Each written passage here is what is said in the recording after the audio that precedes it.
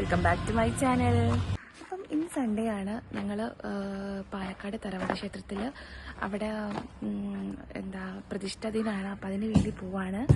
രാവിലെ 6:45 6 മണിക്ക് പോകണമെന്ന് പ്ലാൻ ചെയ്തതാണ്, പക്ഷെ ലേറ്റായിപ്പോയി. അങ്ങനെ നമുക്ക് പോവാം.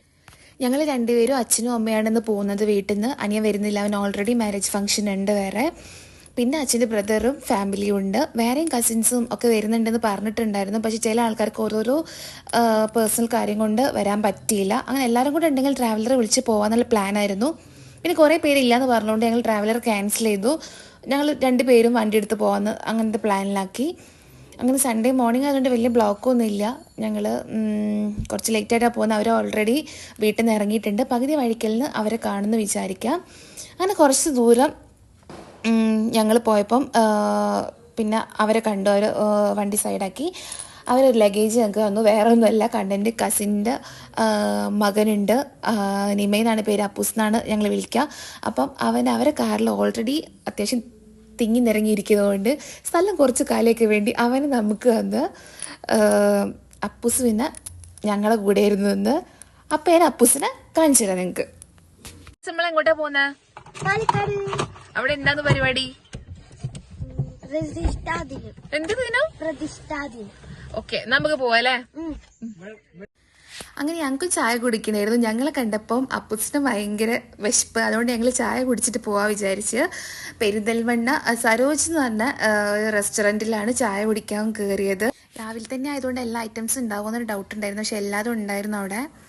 അപ്പൂസിന് പൊറോട്ട തന്നെ വേണമെന്ന് പറയുന്നുണ്ട്, പക്ഷെ പൊറോട്ട മാത്രം ആ ഹോട്ടലിൽ ഇല്ലായിരുന്നു രാവിലെ. അങ്ങനെ അവൻ പൂരി മതിയെന്ന് പറഞ്ഞു. അവനും കണ്ണനും അമ്മയും പൂരി കഴിച്ചു, ഞാനും അച്ഛനും മസാല ദോശ കഴിച്ചു.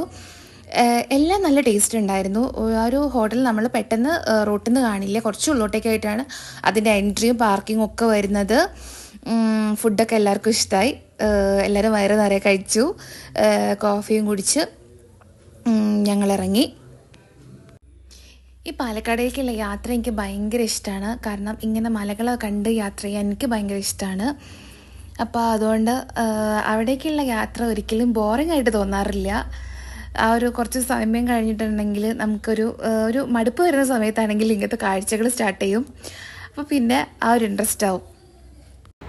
കൂടാതെ പോണ വഴിക്ക് നല്ല പാടങ്ങളും വരമ്പും ഒക്കെ ഉണ്ട്.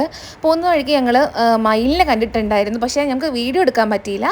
അപ്പോഴേക്കും അത് പോയി. അങ്ങനെ ഞങ്ങൾ അവിടെ എത്തി.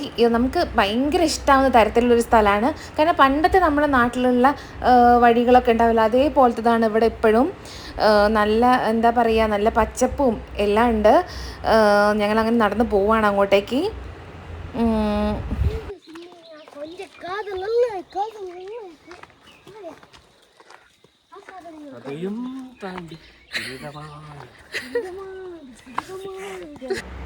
സത്യം പറഞ്ഞാൽ ആർക്കും നടക്കാൻ വയ്യ, എല്ലാവർക്കും കുറച്ച് നടക്കുമ്പോഴേക്ക് കിതക്കുന്ന ആൾക്കാരാണ്. അങ്ങനെ കുറച്ച് നടക്കാനേ ഉള്ളൂ ഞാൻ അമ്പലത്തിലേക്ക്. അമ്പലം എത്താനായി. അപ്പോൾ നമുക്ക് അമ്പലം കാണാം. എല്ലാ വർഷവും നമ്മൾ നടത്തുന്ന പൂജയ്ക്കാണ് നമ്മളിവിടെ വരാറ്. അപ്പം നമ്മളും കുറച്ച് പേര് മാത്രമേ ഇവിടെ ഉണ്ടാവാറുള്ളൂ. ഈ തവണ പ്രതിഷ്ഠാ ദിനം ആയതുകൊണ്ട് തന്നെ അമ്പലത്തിൽ എല്ലാവരും ഇവിടെ ഉണ്ട്. ലാസ്റ്റ് ടൈം വന്നപ്പോൾ വരെ ഈ മതിലൊന്നും ഇല്ലായിരുന്നു. ഈ സ്റ്റെപ്പ് മതിലൊക്കെ ഇപ്പോൾ കെട്ടിയതാണ്. മുന്നേ ഈ വേലി അങ്ങനെയൊക്കെ ആയിരുന്നു ഇവിടെ ഉണ്ടായിട്ടുണ്ടായിരുന്നത്. അങ്ങനെ ഈ കാണുന്ന സ്ഥലത്തിൻ്റെ നടുക്കായിട്ടാണ് അമ്പലം. ചുറ്റും റബ്ബർ തോട്ടമാണ്. റബ്ബർ തോട്ടത്തിന് നടുക്കായിട്ടാണ് ഈ ഒരു അമ്പലം വരുന്നത്. അവിടെ ഭയങ്കര ഒരു തണുപ്പും പിന്നെ ഭയങ്കര ഒരു സൈലൻസാണ്. കാരണം വേറെ അങ്ങനെ ശബ്ദങ്ങളൊന്നുമില്ല, അമ്പലത്തിലെ ശബ്ദങ്ങൾ മാത്രമേ ഉള്ളൂ. ഞങ്ങൾ അവിടെ എത്തിയപ്പോൾ തന്നെ ബ്രേക്ക്ഫാസ്റ്റ് കഴിക്കാൻ എല്ലാവരും നിർബന്ധിച്ചു. അപ്പോൾ പിന്നെ അമ്പലത്തിൽ പ്രസാദം ആയതുകൊണ്ട് കുറച്ച് ഞങ്ങളെല്ലാവരും കഴിച്ചു. ഞാൻ ഉപ്പുമാവും ആ പ്രസാദവും കൂട്ടിയിട്ടായിരുന്നു കഴിച്ചിട്ടുണ്ടായിരുന്നത്.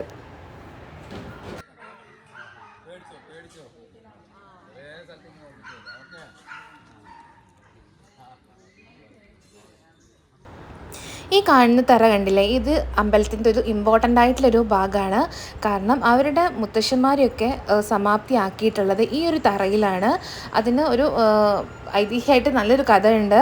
അത് കുറച്ച് ഡീറ്റെയിൽ ആയിട്ട് പറയേണ്ടത് ഞാൻ വേറൊരു വീഡിയോ ആയിട്ട് വരുമ്പോൾ അതിൽ പറഞ്ഞുതരാം. ഇവരെല്ലാവരും അപ്പൂസിന് അവിടെ നിന്ന് കിട്ടിയ ഫ്രണ്ട്സ് ആയിരുന്നു. ഗണപതിയുമൊക്കെ രാവിലെ ഉണ്ടായിരുന്നു. അപ്പം അതൊക്കെ കഴിഞ്ഞതാണ്. ഇവിടെ തമ്പുരാനെല്ലാം ചെയ്തുകൊണ്ടിരിക്കുകയാണ്. ഇവിടെയൊക്കെ നമ്മളെ നാട്ടിലെ പോലെ തിരുമേനി എന്നല്ല പറയുക, അവർ പൂജ ചെയ്യുന്നതാണ് തമ്പുരാൻ എന്നാണ് പറയുക. അപ്പോൾ ആ കാണുന്ന ആളാണ് ഇവിടുത്തെ തമ്പുരാൻ. അവരാണ് എപ്പോഴും ഇവിടെ പൂജ ചെയ്യാനുണ്ടാവുക.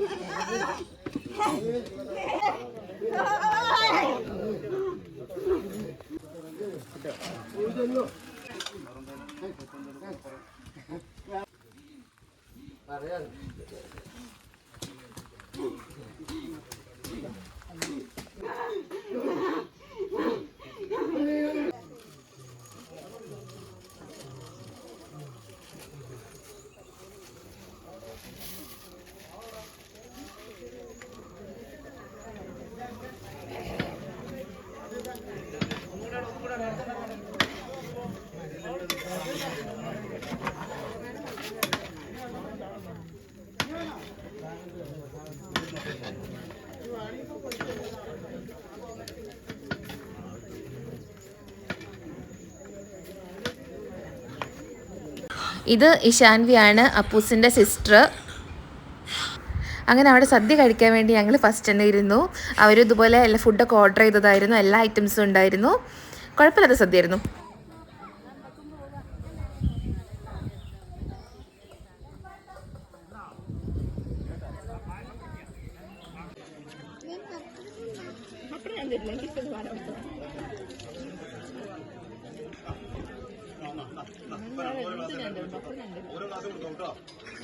ഇവിടെ എങ്ങനെ ചൂടുണ്ടോ? നിങ്ങൾക്ക് ചൂടുണ്ടോ?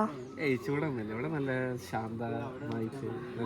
ശാന്തതയും ചൂടും തമ്മിൽ ബന്ധമുണ്ടോ?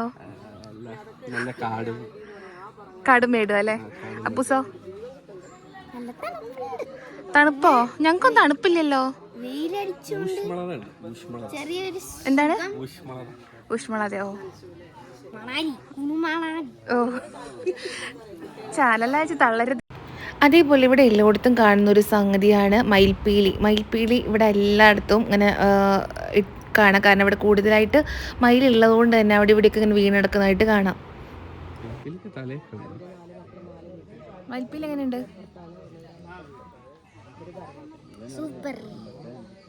നീ മയിലിനെ കണ്ടു വരുന്ന സമയത്ത്? ഞങ്ങൾ വരുന്ന സമയത്ത് അവിടെ മയിലൊക്കെ ഉണ്ടായിരുന്നു. അപ്പൂസ് മയിലിനെ ചാക്കിലാക്കി വീട്ടിലേക്ക് കൊണ്ടുപോകണം എന്നൊക്കെ പറഞ്ഞ് പോകുന്ന വഴിക്ക് കിട്ടുകയാണെങ്കിൽ എടുക്കല്ലേ അപ്പൂസ? അതെ, പോകുന്ന വഴിക്ക് കിട്ടുകയാണെങ്കിൽ ഞങ്ങൾ എന്തായാലും ചാക്കിലാക്കും. ചാക്കിലാക്കും എന്നൊക്കെ പറഞ്ഞാൽ കോടതി കയറും നമ്മള്. എല്ലാവരും ഫുഡൊക്കെ കഴിഞ്ഞ ഏകദേശം ടയേർഡായി തുടങ്ങിയിട്ടുണ്ട്.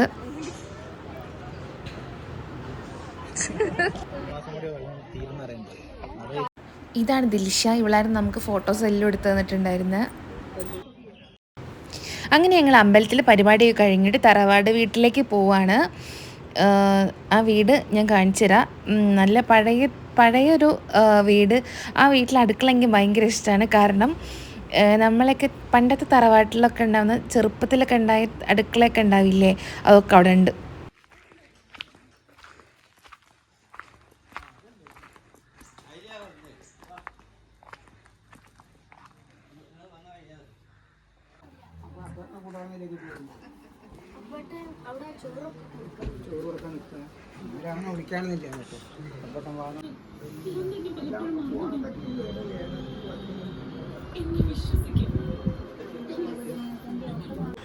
ഈ അടുക്കളയാണ് കേട്ടോ ഞാൻ പറഞ്ഞത്. ഞാൻ എൻ്റെ കുട്ടിക്കാലത്തൊക്കെ തറവാട്ടിലായ സമയത്ത് ഇതേപോലത്തെ ഇങ്ങനെയല്ല, എന്താണ് കരി പുരണ്ട അടുക്കളയൊക്കെ ഉണ്ടായിരുന്നു.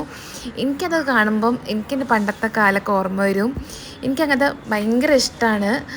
അപ്പം സ്ഥിരമായിട്ട് നിൽക്കാൻ താല്പര്യം ഉണ്ടാവുമെന്ന് വെച്ചാൽ എനിക്കറിയില്ല. പക്ഷെ എനിക്കങ്ങനത്തെ വീട് ഭയങ്കര ഇഷ്ടമാണ്. ഇങ്ങനത്തെ ഇതൊക്കെ പണ്ടത്തെ വീട്ടിലുണ്ടാവുന്നതാണ്. എനിക്കതൊക്കെ ഭയങ്കര നൊസ്റ്റാൾജിയാണ്. എനിക്ക് ഭയങ്കര ഇഷ്ടമാണ് ഇതൊക്കെ. ഇത് ഈ വീടിൻ്റെ അടുക്കളപ്പുറമാണ് കേട്ടോ.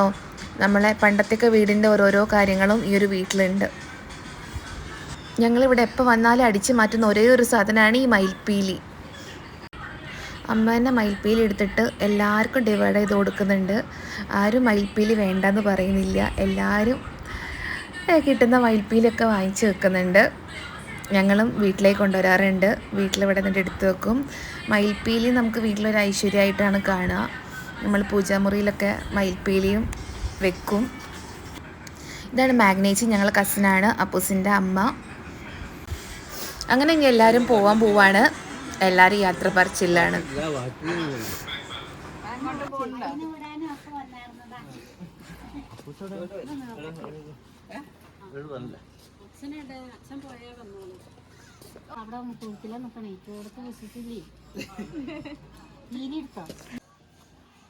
നേരത്തെ തുടങ്ങിയില്ലേ?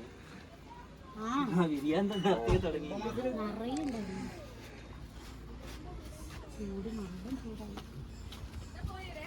അങ്ങനെ ഞങ്ങൾ അമ്പലത്തിലെ യാത്ര കഴിഞ്ഞു. ഞങ്ങൾ തിരിച്ചു പോവാണ്.